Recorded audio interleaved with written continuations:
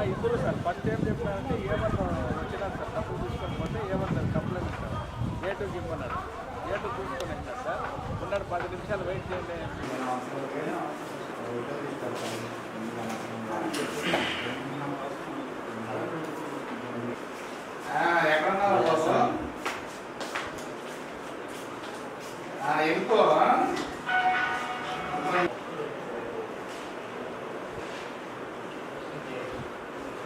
ఇవన్నీ ఇంకా మెయింటైన్ చేస్తారు సార్ మీరు రికార్డ్స్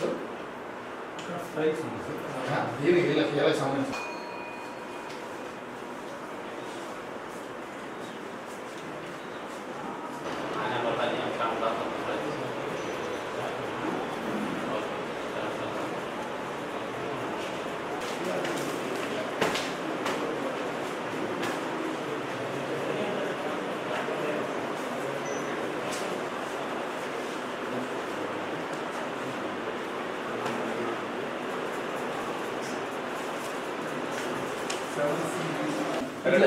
అవి కూడా కొన్ని కరెక్ట్ ఇవి సార్ మీరు చూడండి సార్ మేము పట్టుకున్న లారీలు అదర్ దాన్ ఆర్డినరీ శాండ్ అట్లా ఉన్నది కదా సార్ దీనికి లారీ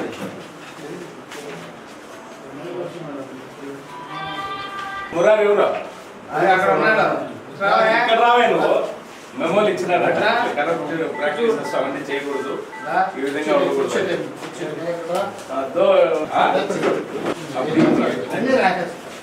మళ్ళీ ఇంకోసారి మేము ఎక్స్ప్లెనేషన్ 2 సార్లు ఇస్తాం 2 సార్లు నువ్వు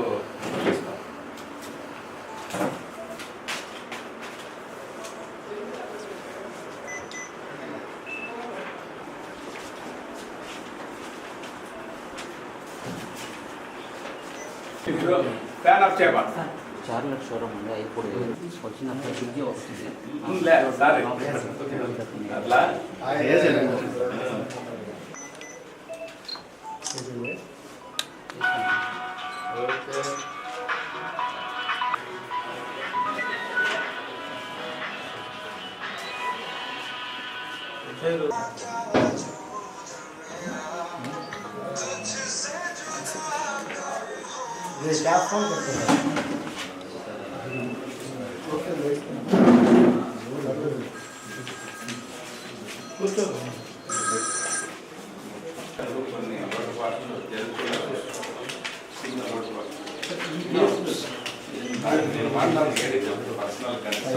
ఇది కుదరదు సార్ మేము ఇంత అమౌంట్ ఇచ్చుకోలేమని చెప్పి వాళ్ళు ప్రాధాయపడితే బయటకు పంపించేసినారు. బయటకు పంపించేస్తే లాస్ట్కి ఇతను రాయల్టీ ఇన్స్పెక్టర్తో మాట్లాడుకోమన్నారు. రాయల్టీ ఇన్స్పెక్టర్ వచ్చేసి 1 lakకి తగ్గి 80,000కి ఇంక తగ్గదని చెప్పేసి కరాఖండగా చెప్పడం జరిగింది.